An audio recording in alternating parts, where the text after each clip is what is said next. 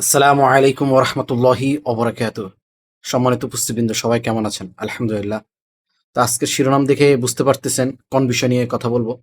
সমাজ পরিবর্তন, এই পৃথিবী পরিবর্তন, এই বিষয়ে কথা বলতে গেলে একটা গুরুত্বপূর্ণ বিষয় আমার মস্তিষ্কে আসে, সেটা হলো বিবাহ।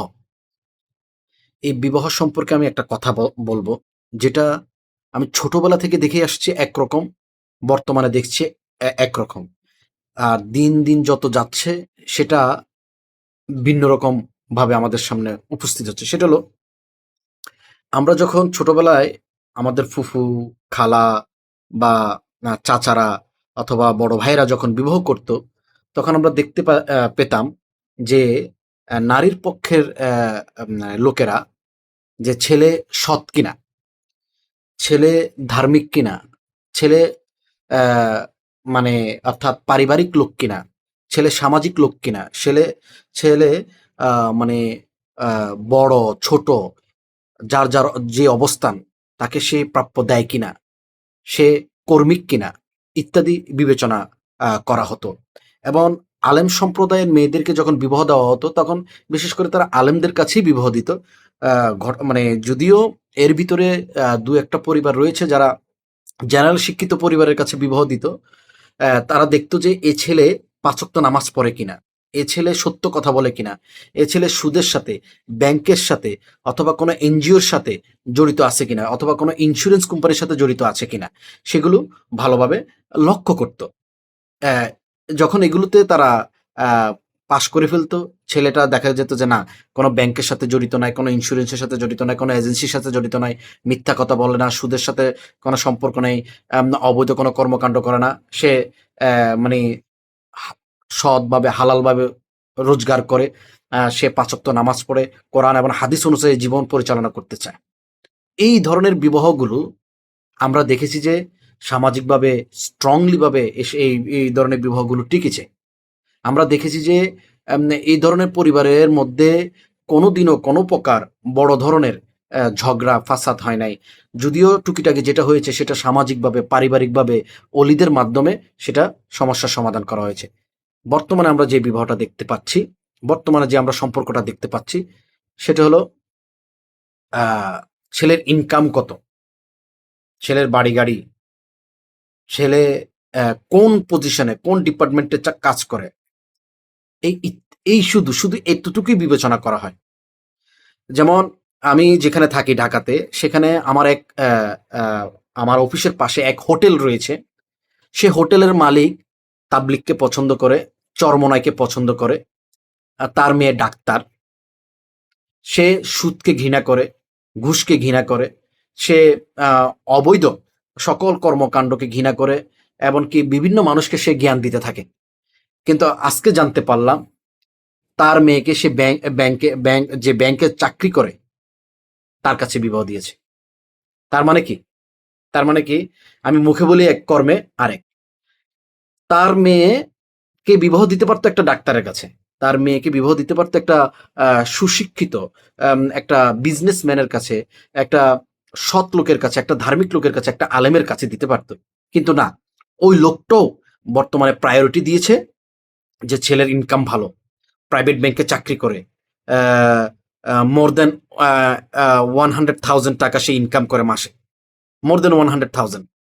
সো আমার মেয়ে সুখে থাকবে, আমার মেয়ের ভবিষ্যৎ সিকিউর হবে। এখন বর্তমানে প্রত্যেকটা পিতা, প্রত্যেকটা মানে কন্যা সন্তানের পিতা লক্ষ্য করে যে আমার মেয়ের ভবিষ্যৎ সিকিউর কিনা। এই ধরনের বিবাহগুলো অতি দ্রুত ভেঙে যায়। এই ধরনের পরিবারগুলো সবচেয়ে বেশি সমস্যায় জর্জরিত। ফার্স্ট অফ অল, ইভেন কি আমি আমি নিজে সাক্ষী, আমি নিজে সাক্ষী। আলেমের মেয়ে আলেমদের কাছে বিবাহ দেয়, ঠিক আছে, কিন্তু কিছু কিছু আলেম রয়েছে যারা দুনিয়াবি আলেম, দুনিয়াবি আলেম, আল্লাহকে ভয় করে, ঠিক আছে, কিন্তু বাট দুনিয়াকে প্রায়োরিটি দেয়।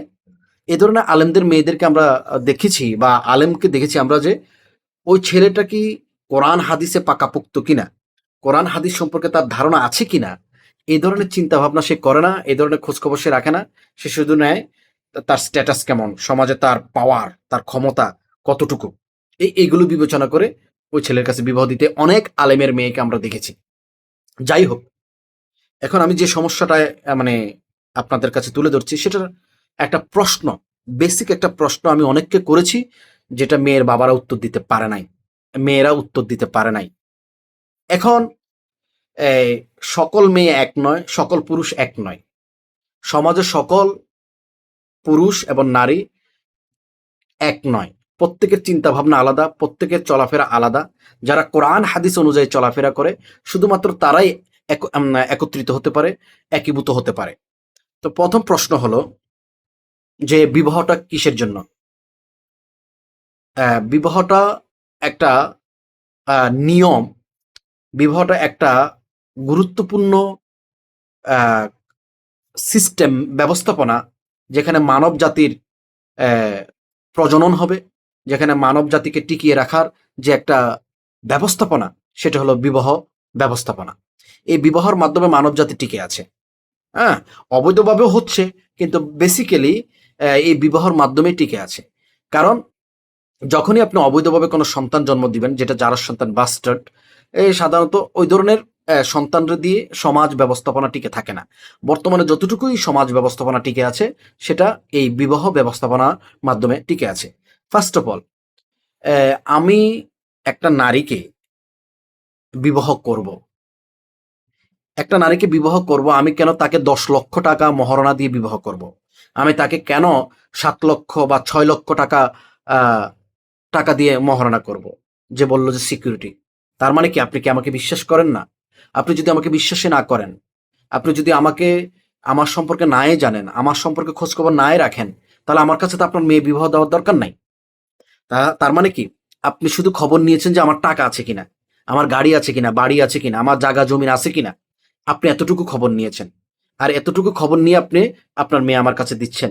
আমার চরিত্র কেমন, আমার চিন্তা চেতনা কেমন, আমার ধর্ষণ কেমন, আমার ভবিষ্যৎ চিন্তা ভাবনা কেমন, আমার দৃষ্টিভঙ্গি কেমন, আমি কি বিষয় নিয়ে চিন্তা ভাবনা করি, আমি কিভাবে জীবন পরিচালনা করি, সেটা আপনি তোয়াক্কা করেন নাই, সেটার প্রতি আপনি ফোকাস করেন নাই, সেটাকে আপনি গুরুত্ব দেন নাই। দ্যাটস ওয়াই আপনি 10 লক্ষ টাকা মহারণা চাচ্ছেন, 7 লক্ষ টাকা, 5 লক্ষ টাকা মহারণা চাচ্ছেন। আপনার মেয়ের জিম্মাদারি আমি নিচ্ছি, রাইট? আপনার মেয়ে 3 বেলা খাবে, কোনো টাকা পয়সা লাগবে না। আপনার মেয়ে আমার বাড়িতে থাকবে, কোনো টাকা পয়সা লাগবে না। আপনার মেয়ের কাপড় চোপড়ের দায়িত্ব আমার, আপনার মেয়ের চিকিৎসা খাতের দায়িত্ব আমার, আপনার মেয়ের সকল সুবিধা অসুবিধার দায়িত্ব আমার। এর বিনিময়ে আমি শুধু কি পাচ্ছি? জৈবিক চাহিদাটা আমি নিয়ন্ত্রণ করতে পারছি, তাও সময় সময় নয়। এখন যে এই জৈবিক চাহিদাটাই কিন্তু গুরুত্বপূর্ণ বিষয় নয়। এই জৈবিক চাহিদার জন্যই কিন্তু বিবাহ না। আমি প্রথমেই বলেছি, মানব জাতিকে রক্ষা করার জন্য বিবাহ ব্যবস্থাপনা। এই জৈবিক চাহিদা তো আমি বেশ্যা, যারা যৌনকর্মী রয়েছে তাদের কাছে আমি যে পূরণ করতে পারতাম, কিন্তু ও না না, নারীদেরকে ছোট করেছে। আর তারা তো নারীর কাতারে পড়েই না। আমি বললাম সমাজে বিভিন্ন ধরনের নারী আছে, তারা সকলেই নারী নয়, নামে নারী কিন্তু কর্মে নারী নয়। হ্যাঁ, কিছু কিছু রয়েছে বেশ্যা, কিছু কিছু রয়েছে চরিত্রহীনা নারী। এরা সমাজের আলাদা, এরা সমাজের কোনো প্রকারই গণ্য হতে পারে না। হ্যাঁ, এখন আপনি জৈবিক চাহিদাটা একটা পার্ট বিবাহের, উভয় পাচ্ছে, নারীরও জৈবিক চাহিদা পূরণ হচ্ছে, আমারও পূরণ হচ্ছে। বাট ওই নারীর মাধ্যমে আমার না অর্থনৈতিক সিকিউর হচ্ছে, আমার না ফিজিক্যাল সিকিউর হচ্ছে, আমার কোনো কিছুই সিকিউর হচ্ছে না। সিকিউর হবে তখন সে যখন ইনসাইড অফ দ্য হাউস, সে যখন ঠিকভাবে ম্যানেজমেন্ট করবে। আমি আউট অফ দ্য হাউস ম্যানেজমেন্টটা করব, দিন শেষে বাসায় ফিরবো, সে টেক কেয়ার করবে, সকল কিছু মানে অর্ডার করে রাখবে। হ্যাঁ, দেন আমি মেন্টালি, ফিজিক্যালি, সব কিছুতে আমি ট্র্যাঙ্কুইলিটি, হ্যাপিনেস পাবো। কিন্তু সে যদি এটা না করে, তাহলে তাকে আমার এই 3 বেলা ভাত খাওয়ানোর, তাকে আমার ঘরে রাখার, তাকে আমার জৈবিক চাহিদা পূরণ করার আমার কি দায়িত্ব রয়েছে? ইভেন কি যদি আপনি এটাকে খোলামেলা আলোচনা করতে যান, একটা নারীকে জৈবিক চাহিদার মধ্যে সন্তুষ্ট করার দায়িত্বটাও পুরুষের। তার মানে কি একটা নারীর কিছু লাগে না, মানে কিছুই নাই। আপনি একটা নারীকে জাস্ট আল্লাহ পাক রব্বুল আলামিন যে গর্ভে ধারণ করার ক্ষমতাটা দিয়েছে, এইটা ছাড়া, এই গুরুত্বপূর্ণ কাজটা ছাড়া একটা নারী একটা পুরুষের জন্য কি করে? হ্যাঁ, এখন মার কথা ভিন্ন। আমি জাস্ট নারী পুরুষের কথা বলতেছি, যেখানে এখানে ইকুয়ালিটির কথা বলা হচ্ছে। মার কথা ভিন্ন। মা সন্তানকে আনকন্ডিশনালি লাভ করে। হ্যাঁ, বর্তমানে মারা করে না। বর্তমানে মারা ওই সন্তানকেও কি একটা সিস্টেমে করে, হ্যাঁ? একটা সিস্টেমে করে, সেটা ভিন্ন আলোচনা অন্যভাবে করব। কিন্তু আমি যেটা বলতে চাচ্ছি যে, যদি বিবাহ করেন, তাহলে যদি সর্বপ্রথম আপনার জৈবিক চাহিদাটা ধরেন, তাহলে ওই জৈবিক চাহিদাটার মধ্যেও পুরুষকে ওই নারীকে আ মানে সন্তুষ্ট করতে হয়। অর্গাজম ওই পুরুষই নারীকে দিতে হয়। সে নিজে নিতে পারে না। সেকেন্ড, তারপরে তার পিরিয়ডের চিকিৎসার খরচ, তার প্রেগন্যান্টের খরচ, তার নিউট্রিশনের খরচ, তার ৩ বেলা খাওয়ার খরচ, থাকার খরচ, কাপড়-চোপড়ের খরচ ইত্যাদি সকল খরচ ওই পুরুষকে বহন করতে হয়। মানে অর্থাৎ রিভার্স কিছু হয় না। রিভার্স কিছু হয় না। তাহলে আমাকে বলেন, কিসের ভিত্তিতে আপনার মেয়েকে আমি ৳১০,০০,০০০ দিব, ৳৭,০০,০০০ মহারণা দিব? এখন বর্তমানে যে নারীরা চাকরি করে এবং পুরুষরা চাকরি করে, এ ধরনের যারা বিবাহ করে, তাদের পরিবার সম্পর্কে আমরা বলতে চাই না। কারণ তারা জেনে বুঝেই মানে আগুনে ঝাঁপ দিয়েছে। গা জ্বলবেই, গা পুড়ে ছারখার হয়ে যাবেই। একটা নারী যখন চাকরি করে, তখন অধিকাংশ নারীর ওই পরিবার ধ্বংস হয়ে যায়। তখন ওই নারী তাকে স্বাধীন মনে করে। ওই নারী, সে কোনো পুরুষের দায়িত্ব তার মানে কোনো পুরুষ তার দায়িত্ব নেওয়া লাগবে না, কোনো পুরুষের ধন্না ধরা লাগবে না, বাপের লাগবে না, ভাইয়ের লাগবে না, স্বামীর লাগবে না। সে একা। হ্যাঁ? হাম সালা রাতা সব সালা মুরগি। এই কন্ডিশনে ওই মেয়েটা থাকে। কিন্তু একটা পুরুষ যখন ইনকাম করা শুরু করে, সে তখন বাবার কথা চিন্তা করে, তার মায়ের কথা চিন্তা করে, তার ভাইয়ের কথা চিন্তা করে, তার বোনের কথা চিন্তা করে। কিন্তু একটা নারী সেটা চিন্তা করে না। ততক্ষণে যে পুরুষ একজন চাকরিজীবী নারীকে বিবাহ করে, সে জেনে বুঝে আগুনে ঝাঁপ দিচ্ছে। নিজের পায়ে কুড়াল মারছে। As simple as that. Right? এটা একেবারেই ইজি টু আন্ডারস্ট্যান্ড। একেবারেই সহজ বুঝা। তো আমি যেটা বলতে চাচ্ছি, একটা পুরুষ যখন কাজ করে আসবে, তখন সে বাসায় রান্না মানে প্রস্তুত করা মানে চাইবে যে প্রস্তুত থাক। ঠিক তেমনিভাবে একটা নারী যখন চাকরি থেকে আসবে, সেও চাইবে। ততক্ষণে দুজনেই ক্লান্ত। সো এখানে ইগোইস্টিক যে ফাইট, হ্যাঁ? ইগোইস্টিক যে ওয়ার শুরু হবে, সেটা কেউ দমাতে পারবে না।